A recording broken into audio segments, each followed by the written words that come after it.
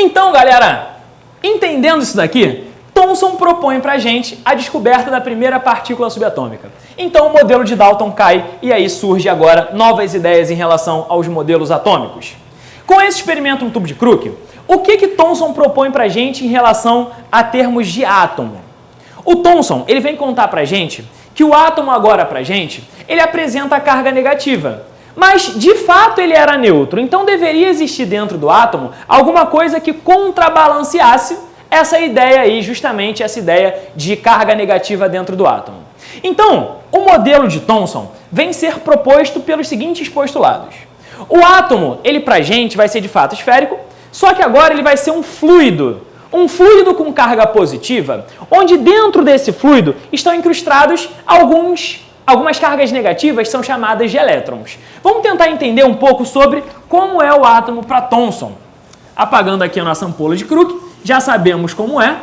Então a ideia do átomo de Thomson é ser para a gente um fluido esse que apresenta carga positiva, ou fluido é positivo, e dentro desse fluido existiam algumas partículas negativas que, se você perceber, botei aqui simbolicamente 3 positivos e 3 negativos para contrabalancear um e outro e dizer que o átomo de fato é neutro. Então o átomo para Thomson, ele é uma geleia, né? Um fluido positivo com cargas negativas dentro e cargas negativas essas chamadas de elétrons. Só para você entender um pouquinho, qual é o grande lance? Thomson diz pra gente que o modelo atômico dele é considerado, bom para a questão isso daí, é considerado pra gente semelhante a um pudim de passas. Então Thomson propõe pra gente que a ideia do átomo dele seria um pudim de passas, onde o pudim era a carga positiva e as passas simbolizavam pra gente os nossos elétrons. Só para você entender, por que esse negócio de pudim de passas? Antes de Thomson, Dalton propõe que o seu modelo atômico, olha para cá, era semelhante a uma bola de bilhar. Ah, então olha só, a gente agora vai começar a tentar brincar um pouco sobre modelo atômico e os nomes que foram semelhantes ao átomo desse cara com coisas do nosso dia a dia. Bola de bilhar, bola de sinuca, perfeito? Algo esférico, maciço, né? Não tão indivisível, mas a ideia tá boa, tá ok? Então, Thomson vai propor pra gente aqui, ó, o modelo do pudim de passas. Show de bola! Então, temos agora 2 modelos atômicos, temos agora 2 explicações para tentar chegar no que o átomo é hoje. Você já deve imaginar que o átomo, de fato, quando contam pra gente, não é muito bem isso daqui não. Show de bola! Aí, galera, se você perceber o nosso esquema, você vai perceber o seguinte. Logo depois de Thomson, eu coloquei um cara chamado Goldstein. Quem é esse cara chamado Goldstein? Goldstein não propõe um modelo atômico, porém, ele traz algumas informações que são informações plausíveis em relação a átomo. Eu costumo dizer que Thomson deu um pouquinho de mole, né?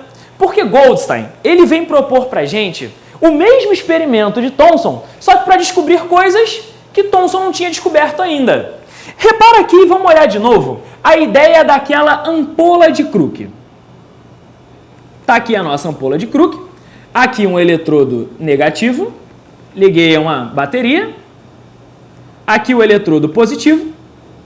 Qual foi o grande lance? Quando eu emitia os raios, que foram chamados de raios catódicos, a ideia de Thomson era, existem aqui, ó, alguns elétrons que vão na direção, né, saindo do polo negativo, né, para frente. Esses elétrons, né, foram chamados de raios catódicos. Aí o Goldstein, ele fez o seguinte, ele olhou para esse eletrodo daqui e deu um zoom. Na verdade, ele olhou de perto. Quando ele olhou para esse eletrodo daqui, o que ele conseguiu perceber dentro desse eletrodo? Ele conseguiu perceber que estava surgindo, depois do experimento ficar pronto, alguns buraquinhos em cima desse eletrodo. Ou seja, se estão saindo daqui elétrons,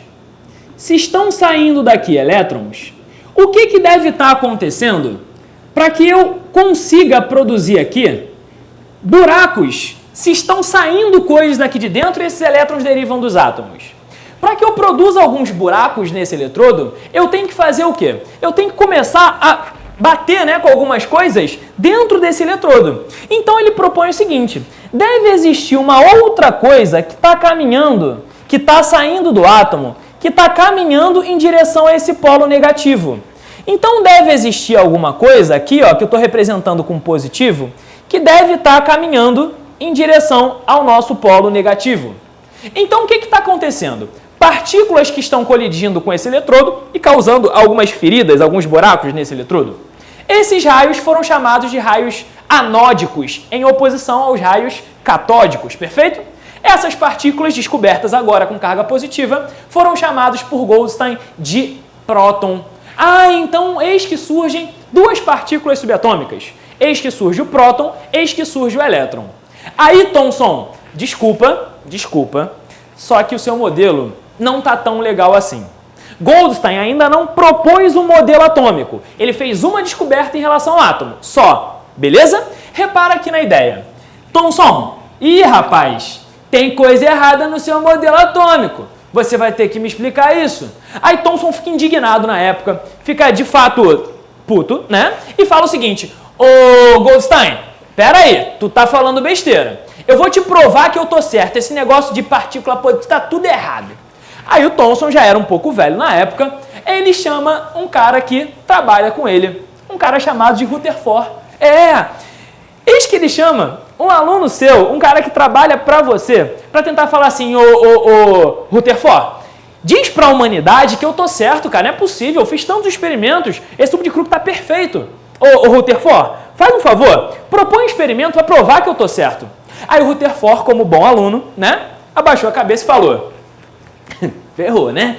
Babô, o que eu vou fazer para provar que o Thomson tá certo? Ah, pera lá, já sei. Rutherford, ele é o pioneiro, na verdade, né, pra gente aí, de uma ideia que hoje a gente já conhece bastante, a ideia da radioatividade. E aí ele fala o seguinte: vou apagar a ideia de Goldstein, perfeito? E aí o cara fala o seguinte: bom, já sei o que eu vou fazer. Eu vou tentar utilizar um pouco da radioatividade em meu experimento. E aí ele propõe o seguinte experimento. Nota aqui que agora a gente vai entrar dentro do universo de Rutherford.